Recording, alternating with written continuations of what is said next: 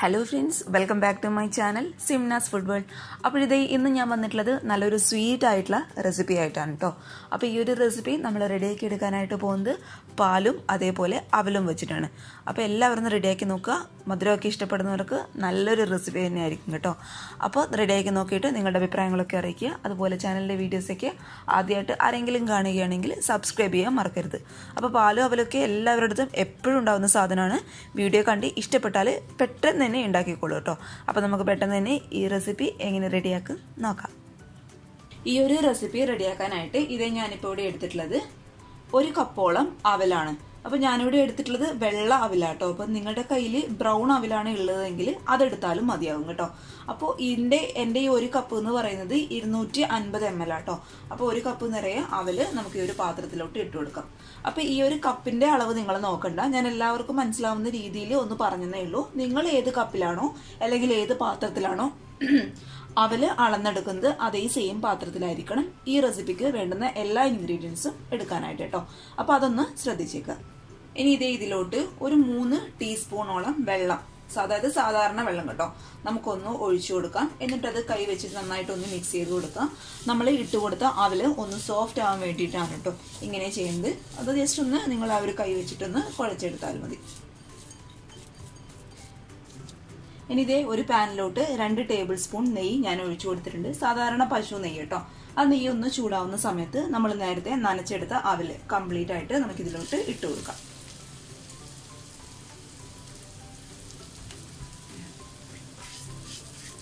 ഇനി ഇത് law to medium ഫ്ലെയിമിലിട്ട് പതുക്കെ ഒന്ന് റോസ്റ്റ് ചെയ്തെടുക്കാം. ഈ അവലൊന്ന് ഡ്രൈ ആയിട്ട് മാറണം കേട്ടോ. ഒരു 2-3 മിനിറ്റ് ലോ ടു മീഡിയം ഫ്ലെയിമിൽ വെച്ച് പതുക്കെ അങ്ങോട്ട് ഇളക്കി കൊടുക്കുക.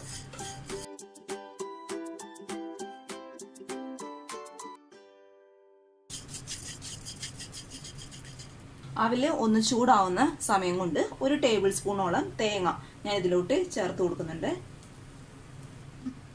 പിന്നെ ഇതിലോട്ട് 1 ഏലക്കായുടെ ഒരു 2-3 കുരു മാത്രം കേട്ടോ. അപ്പോൾ ആ ഒരു ഫ്ലേവർ കൂടുതൽ ഇഷ്ടമാണെന്നുണ്ടെങ്കിൽ 1 ഏലക്കായ മുഴുവനായിട്ടും ഒന്ന് പൊടിച്ചെടുത്തിട്ട് ചേർത്ത് കൊടുക്കാം. ഇനി നിങ്ങളുടെ കയ്യിൽ പൊടിച്ചെടുത്ത ഏലക്ക പൊടിച്ചെടുത്ത പൊടിയാണ് ഉള്ളതെങ്കിൽ ഒരു 1/4 ടീസ്പൂൺ ഏലക്ക പൊടിച്ചതും കൂടി ചേർത്ത് കൊടുക്കുക. ഇനി ഇതിലോട്ട് 1 ടേബിൾ സ്പൂണോളം റവ ചേർത്ത് കൊടുക്കാം. പിന്നെ 1 ടേബിൾ സ്പൂണോളം പാൽപ്പൊടി ഞാൻ ഇതിലോട്ട് ഇട്ട് കൊടുക്കുന്നുണ്ട്. അപ്പോൾ പാൽപ്പൊടി എന്നുള്ളത് ഓപ്ഷണൽ ആണ്. അത് കയ്യിലുണ്ടെങ്കിൽ ചേർത്ത് കൊടുക്കുക. അത് ഇട്ട് കൊടുത്താൽ നല്ലൊരു ടേസ്റ്റ് കൊടുക്കും കേട്ടോ നമ്മുടെ ഈ ഒരു മധുര പലഹാരത്തിന്. അപ്പോൾ ഇതുണ്ടെങ്കിൽ കൂടുതൽ നല്ലതായിരിക്കും. ഇനി അതില്ലാന്നുണ്ടെങ്കിൽ അതും കുഴപ്പമില്ല കേട്ടോ. ഇനി ഇതെല്ലാം കൂടി ഒരു മിനിറ്റ് 1-2 മിനിറ്റ് നന്നായിട്ട് നിങ്ങൾ വഴറ്റി കൊടുക്കുക. ഇനി ഇതിലോട്ട് ഞാൻ ചേർത്ത് കൊടുക്കാൻ പോകുന്നത് നമ്മൾ ഏത് കപ്പിലാണോ അവല് അളന്നെടുത്തത് അതേ സെയിം കപ്പിൽ തന്നെ ഒരു 1.25 കപ്പ് പാലാണ് കേട്ടോ. അപ്പോൾ ഇത് 1 കപ്പ് മുഴുവനായിട്ട് ഒഴിച്ചു കൊടുത്തിട്ടുണ്ട്. കൂടെ ഒരു 1/4 കപ്പ് പാലും കൂടി. ഇനി ഈ ഒരു സമയത്ത് തന്നെ നമുക്ക് ഈ ഒരു പലഹാരത്തിന് ആവശ്യമായിട്ടുള്ള മധുരം ഇട്ട് കൊടുക്കാം. അപ്പോൾ ഞാനിവിടെ പഞ്ചസാര എടുത്തിട്ടുള്ളത് നമ്മൾ അവല് അളന്നെടുത്ത അതേ സെയിം കപ്പിൽ 1/2 കപ്പ് പഞ്ചസാര. അപ്പോൾ 1/2 കപ്പ് പഞ്ചസാര എന്നുള്ളത് ഈ ഒരു സ്നാക്കിന് കണക്കായിട്ടുള്ള മധുരമാണ് കേട്ടോ. ഒരുപാട് കൂടുതലുമല്ല ഒരുപാട് കുറവുമല്ല. അപ്പോൾ നിങ്ങൾക്ക് കൂടുതൽ മധുരം വേണമെന്നുള്ളവർക്ക് 1/2 കപ്പ് പ്ലസ് 2 ടേബിൾ സ്പൂൺ പഞ്ചസാരയും കൂടി എക്സ്ട്രാ ചേർത്ത് കൊടുക്കുക കേട്ടോ. എന്നിട്ട് ഇതെല്ലാം കൂടി ലോ ടു മീഡിയം ഫ്ലെയിമിൽ വെച്ച് പതുക്കെ അങ്ങോട്ട് കുറുക്കിയെടുക്കണം. നമുക്ക് ഈ ഒരു പാലിൽ കിടന്നിട്ട് നമ്മുടെ അവല് നന്നായിട്ട് അങ്ങോട്ട് സോഫ്റ്റ് ആയിട്ട് വരണം കേട്ടോ. ആ ഒരു സമയം വരെ നന്നായിട്ട് അങ്ങോട്ട് ഇളക്കി കൊടുക്കുക, നന്നായിട്ട് കുറുക്കിയെടുക്കുക.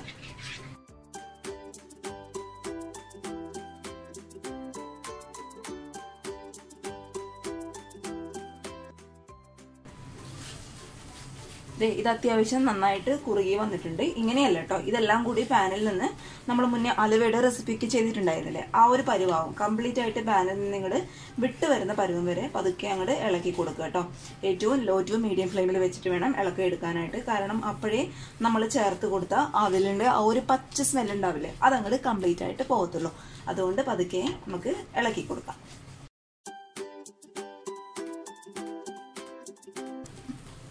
ഇനി അവസാനമായിട്ട് ഈ ഒരു ബാറ്റർ പാനിൽ നിന്ന് പെട്ടെന്ന് വിട്ട് വരാൻ വേണ്ടിയിട്ട് 1 ടീസ്പൂണോളം ബട്ടറോ അല്ലെങ്കിൽ നെയ്യോ എന്താണെന്ന് വെച്ചാൽ നിങ്ങളുടെ ഇഷ്ടത്തിനനുസരിച്ച് ചേർത്ത് കൊടുക്കുക. ഞാൻ ഇതിലോട്ട് ചേർത്ത് കൊടുക്കുന്നുണ്ട്.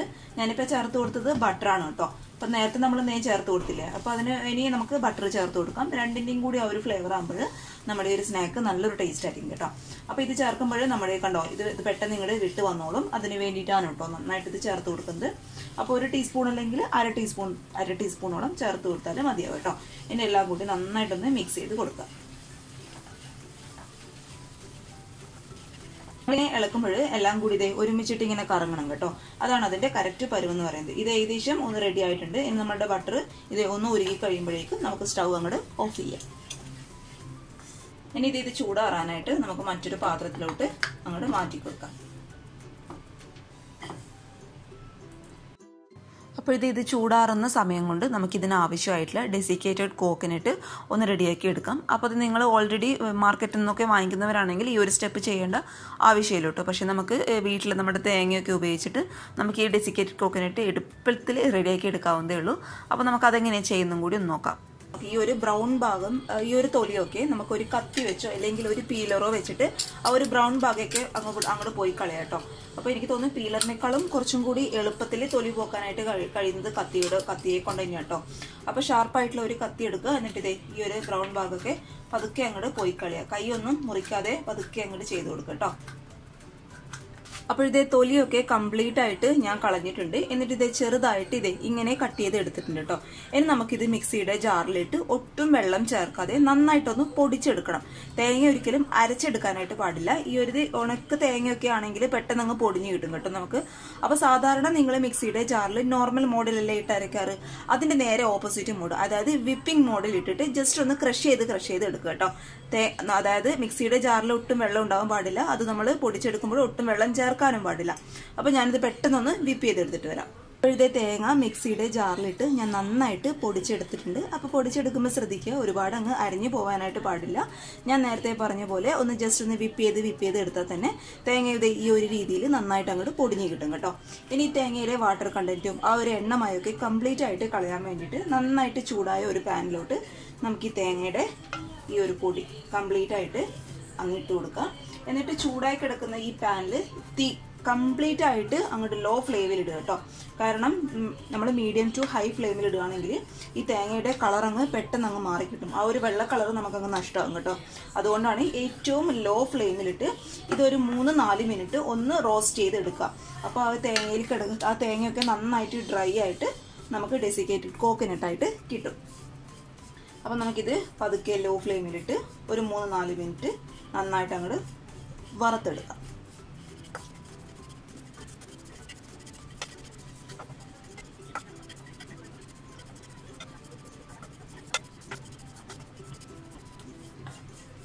ഇത് ഒരു 3-4 മിനിറ്റിന് ശേഷം നമ്മുടെ ഡെസിക്കേറ്റഡ് കോക്കനട്ട് ഇവിടെ റെഡി ആയിട്ടുണ്ട്.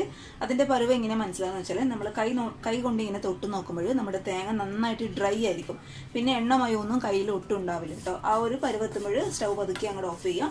അപ്പോൾ ഇത്രയേ ഉള്ളൂ. സിമ്പിളായിട്ട് നമുക്ക് വീട്ടിൽ തന്നെ റെഡിയാക്കി എടുക്കാൻ പറ്റും നമ്മുടെ ഡെസിക്കേറ്റഡ് കോക്കനട്ട് ഒക്കെ. പിന്നെ ശ്രദ്ധിക്കേണ്ട കാര്യം, സ്റ്റൗ ഓഫ് ചെയ്തതിന് ശേഷം ഒട്ടും ഈ പാനിലോട്ട് നമ്മൾ ഇത് വെച്ച് കൊടുക്കാനായിട്ട് പാടില്ല.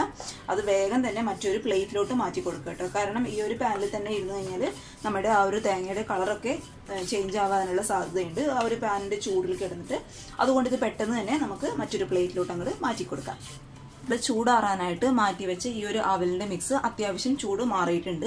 അപ്പോൾ ഇത് ഒരുപാട് ചൂടാറാനായിട്ട് കാത്തു നിൽക്കണ്ട കേട്ടോ. കാരണം നമ്മുടെ പിന്നെ ഉരുട്ടിയെടുക്കാനായിട്ട് നമുക്ക് ബുദ്ധിമുട്ടായിരിക്കും. അത് നമുക്ക് കൈയൊക്കെ കുഴക്കാൻ പാകത്തിലുള്ള ചൂടാവുന്ന സമയത്ത് നമുക്കിതിൽ നിന്ന് ചെറിയ ചെറിയ ഉരുളകൾ ആക്കിയെടുക്കാം. അതിന് മുന്നേ കയ്യിൽ കുറച്ച് ഓയിലോ അല്ലെങ്കിൽ നെയ്യോ തടവി കൊടുക്കുക. നമുക്ക് എന്നിട്ട് നന്നായിട്ട് സോഫ്റ്റ് ആയിട്ട് ഒന്ന് ഉരുട്ടിയെടുക്കാം.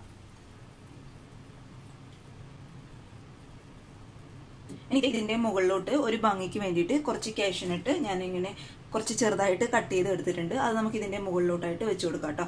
അതൊരു ഭംഗിക്ക് വേണ്ടിയിട്ട്. നിങ്ങൾക്ക് പകരം കാഷ്യൂനട്ടിന് പകരമായിട്ട് ബദാം ഉണ്ടെങ്കിൽ ബദാം ചേർത്ത് കൊടുക്കാം, അല്ലെങ്കിൽ പിസ്ത ആണെങ്കിൽ പിസ്ത ചേർത്ത് കൊടുക്കാം കേട്ടോ. നിങ്ങളുടെ ഇഷ്ടത്തിനനുസരിച്ച് ചെയ്യാം. ഇനി ഇത് നമുക്കിത് നമ്മൾ നേരത്തെ റെഡിയാക്കി വെച്ച ഈ ഒരു ഡെസിനേറ്റഡ് കോക്കനട്ടിലോട്ട് ഒന്ന് ഡിപ്പ് ചെയ്ത് കൊടുക്കാം.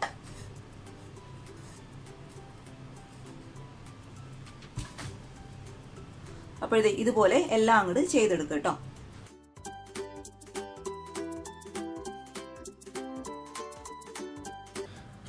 അപ്പോൾ ഇതേ നമ്മുടെ സ്നാക്കൊക്കെ ഒരു 1.5 മണിക്കൂർ കൊണ്ട് നന്നായിട്ട് സെറ്റായിട്ട് വന്നിട്ടുണ്ട്.